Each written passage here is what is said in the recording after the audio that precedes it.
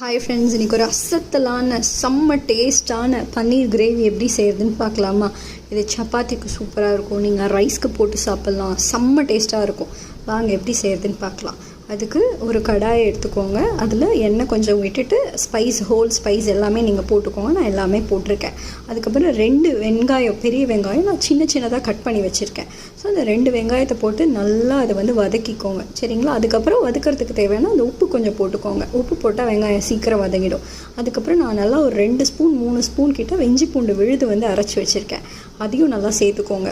எப்போவுமே பூண்டு அதிகமாக இருக்கணும், இஞ்சி கம்மியாக இருக்கணும். அப்புறம் நான் ஒரு 1.5 தக்காளி நல்லா பழுத்த பழமாக அதை அரைச்சி அதையும் சேர்த்துக்கிட்டேன். எப்போவுமே தக்காளி அரைச்சி சேர்த்தா பன்னீருக்கு நல்லாயிருக்கும். அப்புறம் குழம்பு மிளகாத்தூள், தனி மிளகாத்தூள், காஷ்மீரி தூள் எடுத்திருக்கேன், தனியாத்தூள், அதுக்கப்புறம் கரம் மசாலா கொஞ்சம் எடுத்திருக்கேன். இதெல்லாம் போட்டு நல்லா பச்சை வாசனை போகிற வரைக்கும் நல்லா வதக்கிக்கோங்க, சரிங்களா? நல்லா வதக்கிக்கோங்க. நல்லா வதக்குனிங்கன்னா உங்களுக்கே தெரியும், அந்த நல்லா எண்ணெய் பிரிஞ்சு வரும். எண்ணெய் பிரிஞ்சு வர நேரத்தில் நான் முந்திரி பருப்பு ஒரு 6-7 பருப்பு அரைச்சி அதில் கொஞ்சோண்டு கசகசா போட்டு அரைச்சி வச்சுருக்கேன். அதையும் போட்டு நல்லா கிளறிக்கோங்க. அதுக்கப்புறம் தேவையான அளவு தண்ணி ஊற்றிட்டு அதை நல்லா கொஞ்சம் கொதிக்க விடுங்க. லைட்டாக ஒரு கொதி வந்தோடனே நான் பன்னீர் இன்றைக்கி வறுத்து போடலை, சும்மா தான் ப்ளைனாக தான் போட்டிருக்கேன். சும்மாவும் போடலாம், வறுத்தும் போடலாம், எப்படி வேணாலும் போட்டுக்கோங்க.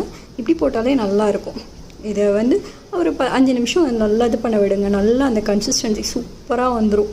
வாசனை சூப்பராக இருக்குங்க. ட்ரை பண்ணி பாருங்கள். சாதத்துக்கு, சப்பாத்திக்கு, ஈவன் பூரிக்கு கூட சூப்பராக இருக்கும். தோசை கூட நல்லாயிருக்கும்.